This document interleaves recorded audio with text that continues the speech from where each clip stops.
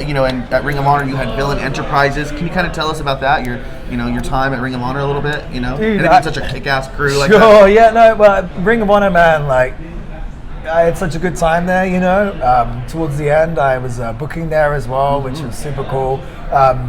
Ring of Honor, again, I talked about PWG, Ring of Honor, another company that may never get the credit it's due for this influence on the business, All the top wrestlers now, they all came from Ring of Honor. Do you know what I mean? Again, I was so blessed to go there. For me, it's so cool to go to someone like Ring of Honor and show the audience something they've never seen before, like this like British wrestler with the villain character and everything else.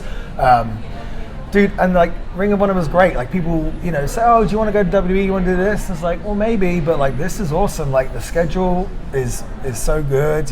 Like the work was so much fun. The pay was really good. Everything else, for the schedule, it was amazing. And the fact, I'm really glad now that it's been picked up by AEW, and that should hopefully kind of live on through them. And I think they'll do a really good job of continuing like the legacy and preserving the history of Ring of Honor, and yeah, like later on, being part of the booking and everything else, I had really good fun in bringing in.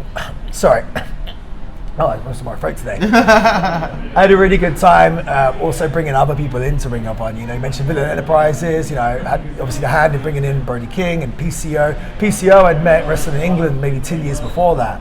And I just knew him as Pierre the Quebecer, and we got on really well back then, so it was really cool to be able to reach out to him later on and be like, hey, come here and get him a job. And I did that for many guys at Ring of Honor, a lot of the Lucha guys from Australia. So that was a big part of reason why I wanted to be part of the booking team. I wanted to, help other people, get other people jobs, get other people the spotlight that they maybe have not had before, But no, yeah, Ring of Honor, man. Like, what was cool about it as well is they would just trust you to do it. It wasn't like no one was giving you scripts, no one was really telling you what to do. You know what I mean? It was like, you know what you're doing, go out there and do it. You know what I mean? That to me is what wrestling should be.